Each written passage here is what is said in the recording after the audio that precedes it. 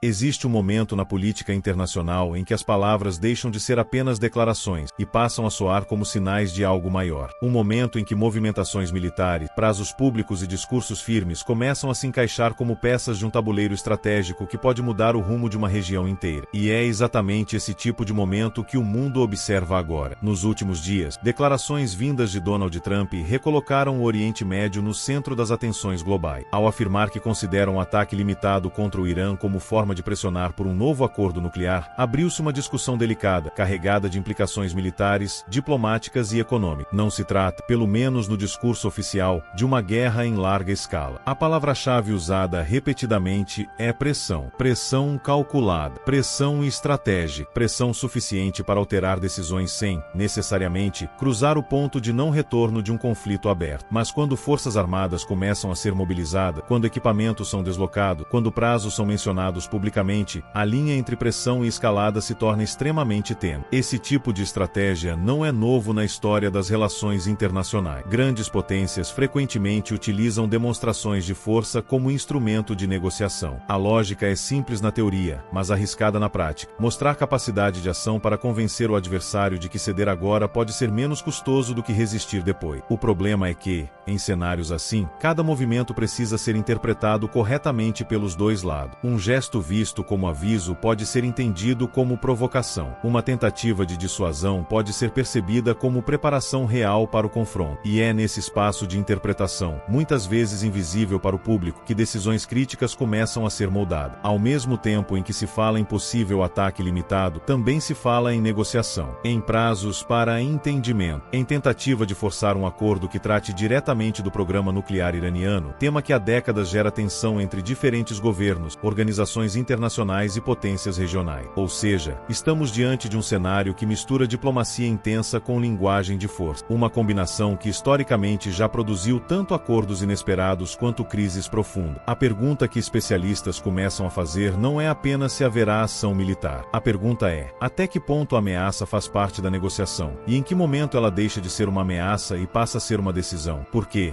na geopolítica, a diferença entre essas duas coisas às vezes é definida em silêncio, longe das câmeras, em reuniões que nunca aparecem nas manchetes. E enquanto o mundo tenta decifrar sinais, uma contagem invisível parece estar em andamento. Quando líderes falam em prazo, isso raramente é apenas retórica. Na maioria das vezes, prazos públicos são ferramentas psicológicas. Eles criam urgência, aumentam a pressão internacional e enviam uma mensagem direta ao outro lado da mesa. O tempo da negociação aberta pode estar acabando. Analistas costumam chamar isso de diplomacia coercitiva. Não é uma declaração formal de guerra, mas também não é uma conversa comum. É uma zona intermediária, onde a força é usada como argumento, mesmo que ainda não tenha sido empregada. Nesse tipo de cenário, a movimentação militar funciona como linguagem. O deslocamento de equipamento, a prontidão de tropas, o reforço logístico, tudo isso comunica a intenção antes mesmo de qualquer decisão concreta ser tomada. É uma forma de dizer que a capacidade de agir existe e que ela está pronta. Ao mesmo tempo, há um cálculo extremamente delicado acontecendo. Um ataque limitado, como mencionado nas discussões, teria justamente o objetivo de ser limitado. Algo cirúrgico, controlado, pensado para causar impacto estratégico sem desencadear uma guerra regional de grandes proporções. Mas a história mostra que ações militares, mesmo quando planejadas para serem restritas, carregam sempre um elemento imprevisível. Reações podem vir em cadeia. Aliados podem se envolver. Mercados podem responder imediatamente. O que nasce como demonstração de força pode se transformar em escalada, dependendo de como o outro lado decide reagir. E é por isso que esse tipo de decisão nunca é apenas militar. Ela é política, econômica, diplomática e simbólica ao mesmo tempo. Existe também um fator interno importante em qualquer país envolvido em tensões desse nível. Liderança precisa demonstrar firmeza para audiências domésticas enquanto mantém espaço de negociação no plano internacional. Ou seja, o discurso externo também conversa com o público interno, com instituições, com aliados e até com adversários indiretos. Nesse contexto, cada palavra é escolhida com cuidado. Nada é totalmente improvisado. Até a aparente espontaneidade pode fazer parte de uma estratégia de comunicação. Enquanto isso, negociadores trabalham em paralelo. Canais diplomáticos continuam ativos. Mensagens são trocadas longe dos holofotes, porque, paradoxalmente, quanto mais dura parece a retórica pública, mais intensa costuma ser a conversa reservada. É como se existissem duas narrativas acontecendo ao mesmo tempo. A narrativa visível, feita de declarações firmes sinalizações e sinais de força. E a narrativa invisível, feita de cálculos, propostas, concessões possíveis e tentativas de evitar exatamente o cenário que todos dizem estar preparados para enfrentar. E no meio dessas duas narrativas está o mundo observando, tentando entender qual delas vai prevalecer. Há um elemento fundamental que costuma passar despercebido quando crises assim dominam o noticiário. Nenhuma decisão ocorre isoladamente. Cada movimento precisa considerar não apenas dois países diretamente envolvidos, mas todo o efeito em cadeia que pode atingir aliado, organizações internacionais, rotas comerciais, energia, segurança regional e até a estabilidade política de outras nações. O Oriente Médio, historicamente, é uma região onde equilíbrio e tensão coexistem. Pequenas mudanças podem gerar grandes repercussões. Por isso, qualquer possibilidade de ação militar, mesmo descrita como limitada, é observada com extrema atenção por governos ao redor do mundo. Mercados financeiros reagem. Estratégias de defesa são revistas. Países aliados avaliam posicionamento. Organizações multilaterais intensificam contatos diplomáticos. Tudo isso acontece antes mesmo de qualquer decisão definitiva. Esse é o paradoxo das crises modernas. Às vezes, o impacto começa antes do próprio evento. Outro ponto central é que negociações nucleares sempre carregam um peso simbólico enorme. Elas envolvem não apenas questões técnicas sobre enriquecimento de material ou fiscalização internacional, mas também soberania, confiança, prestígio nacional e equilíbrio de poder. Aceitar limites pode ser visto como gesto de cooperação ou como sinal de fraqueza, dependendo da narrativa interna de cada país. Rejeitar pressões pode ser interpretado como resistência legítima ou como risco à estabilidade global. Tudo depende de quem observa e de qual lente política,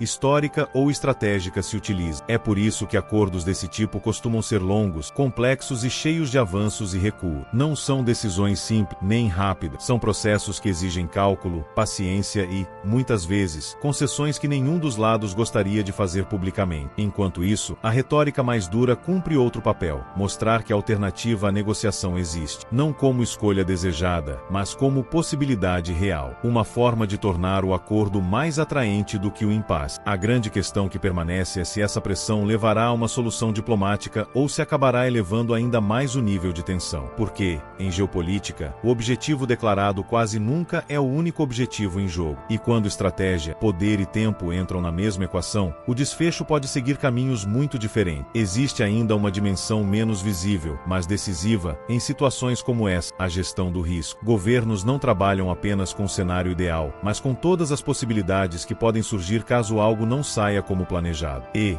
em um ambiente de alta tensão, calcular riscos passa a ser tão importante quanto demonstrar força. Planejadores estratégicos analisam perguntas difíceis. Se houver uma ação, qual será a resposta? Ela será imediata ou gradual? Haverá reação direta ou indireta, por meio de aliados e outras frentes? Como isso afetará rotas comerciais, preços de energia, estabilidade regional? Nenhuma dessas perguntas tem resposta simples, e todas precisam ser consideradas antes de qualquer decisão. Ao mesmo tempo, existe uma batalha de narrativas acontecendo. Cada lado tenta mostrar que está agindo de forma racional, defensiva ou necessária, não apenas para o adversário, mas para a opinião pública internacional. Em crises contemporâneas, convencer o mundo de que sua posição é legítima tornou-se parte essencial da estratégia. Essa disputa por percepção é tão relevante quanto movimentações militares, porque legitimidade influencia aliança, apoio diplomático e até o espaço para negociações futuras. Um país que perde apoio externo pode até manter poder militar, mas encontra mais dificuldade para sustentar sua posição no longo prazo. É nesse ambiente que declarações firmes convivem com conversas silenciosas. Enquanto manchetes falam em possibilidade de confronto, diplomatas continuam tentando construir pontes que evitem exatamente esse resultado. A história mostra que muitos dos momentos mais tensos terminaram em acordos de última hora, não porque a tensão desapareceu, mas porque ela se tornou intensa demais para ser ignorada. O mundo, então, entra em um estado de expectativa. Não é paz plena, nem crise aberta. É uma fase intermediária, onde cada gesto, cada frase e cada sinal podem alterar a direção dos acontecimentos. E talvez esse seja o aspecto mais marcante de todo esse episódio. Ele revela como, no século XXI, poder não se mede apenas pela capacidade de agir, mas também pela habilidade de convencer, pressionar, negociar e recuar no momento certo. A decisão final, qualquer que seja, não afetará apenas os envolvidos diretamente. Ela servirá como referência para futuras crises, futuros acordos e para maneira como grandes potências conduzem disputas em um mundo cada vez mais interdependente. No fim das contas, o que está em jogo vai muito além de uma possível ação militar ou de mais uma rodada de negociações. Estamos diante de um teste clássico de poder, estratégia e diplomacia, em que cada movimento precisa equilibrar firmeza e cautela. A história mostra que momentos assim podem terminar tanto em acordos inesperados quanto em escaladas que ninguém, inicialmente, dizia desejar. A grande questão é se a pressão atual será suficiente para forçar uma solução negociada ou se acabará alimentando ainda mais desconfiança entre os lados envolvidos. Em um cenário internacional cada vez mais sensível, decisões tomadas agora podem influenciar não apenas esta crise, mas a forma como futuras disputas serão conduzidas. E é exatamente por isso que esse episódio chama tanta atenção. Ele não trata apenas de um conflito específico, mas de como o mundo administra tensão, poder e limites em pleno século XXI. Agora eu quero ouvir você. Estratégias de pressão ajudam a evitar guerras ou aumentam o risco de que elas aconteçam? Até que ponto demonstrações de força são parte legítima da diplomacia moderna? Deixe sua opinião nos comentários, porque esse é um debate que não tem resposta simples e merece ser discutido. Se você quer continuar acompanhando análises profundas sobre os acontecimentos que moldam o cenário global, curta este vídeo, inscreva-se no canal Líderes em Foco e assista ao próximo conteúdo sugerido. Aqui, a gente não olha apenas para a notícia, a gente entende o que está por trás dela. Nos vemos no próximo vídeo.